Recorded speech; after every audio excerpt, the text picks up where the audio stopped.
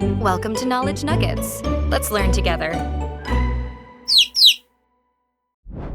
The Pilgrims, Journey to a New World. Hey, history explorers! This week, we're climbing aboard the Mayflower with the Pilgrims for an amazing adventure of faith, courage, and new beginnings. In 1620, the Pilgrims sailed from Plymouth, England, and signed the Mayflower Compact before founding Plymouth Colony in North America. But who were the Pilgrims? They were a group of brave Englishmen, women, and children who wanted to worship God in their own way. Many of them belonged to a group that became known as the Separatists. They were frustrated with the Church of England because the king controlled the church and they weren't allowed to have simple services the way they wanted.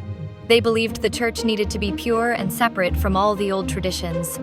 Because they wanted to separate completely from the Anglican Church, they began calling themselves Separatists. Life was hard for them in England. They faced religious persecution and could be arrested, fined, or even put in jail just for meeting to pray the way they believed was right. To escape this, they first moved to the Netherlands in 1608.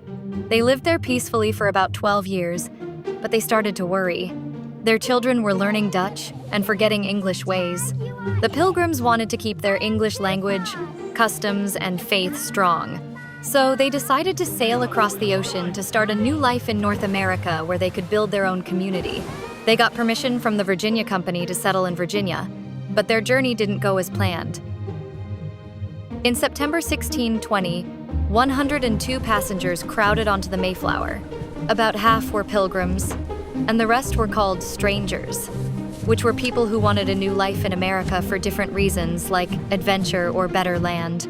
The ship was tossed by huge storms, and they were blown off course. Instead of landing in Virginia, they arrived at Cape Cod in what is now Massachusetts in November 1620.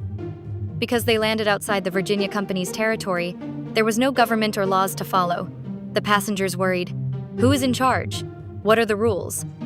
To solve this, they wrote and signed an important document called the Mayflower Compact right on the ship before going ashore. It was one of the first examples of self-government in America. In it, they promised to work together, make fair laws, and stay loyal to King James of England. They elected John Carver as their first governor. Life in the new land was incredibly tough. They arrived too late to plant crops, and the winter of 1620 to 1621 was freezing cold. They lived on the ship for a while and then built small houses. Sickness spread quickly. They had very little food and many suffered from scurvy and other illnesses. By spring, almost half of the pilgrims and other passengers had died. It was a very sad time. Thankfully, help came from the Native Americans. The Wampanoag people lived nearby. A man named Squanto, who spoke English, taught the pilgrims how to plant corn, hunt, and fish. In the spring of 1621, the pilgrims made a peace treaty with Chief Massasoit and the Wampanoag. They agreed to help and protect each other. In the fall, after a good harvest, the Pilgrims invited their Wampanoag neighbors to a big feast of Thanksgiving. They ate turkey, corn, squash, and other foods together. This is what we remember as the first Thanksgiving. The Pilgrims worked hard and their colony survived and grew. Today, we remember their courage and the idea of working together that started with the Mayflower Compact. What a brave journey! Before we go, let's check on your learning. Here are 5 questions for you brave explorers. Question 1. Why did the Pilgrims call themselves Separatists, and where did they live before sailing to America?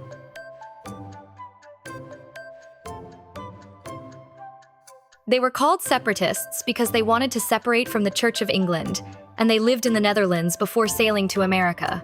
Nice work! Question 2.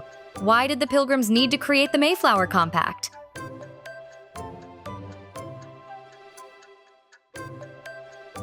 They needed to create it because they landed in the wrong place, so there were no laws or government. It helped them decide who was in charge and promised they would work together to make fair rules. Question 3. Who was elected as the first governor of Plymouth Colony?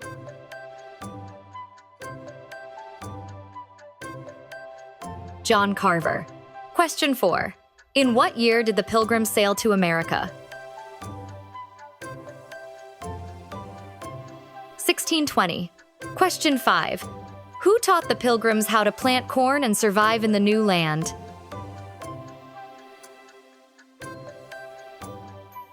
Squanto. Great job, explorers! The Pilgrims showed us that even when things are really hard, courage, friendship, and working together can help build something new. See you next time on our history adventures!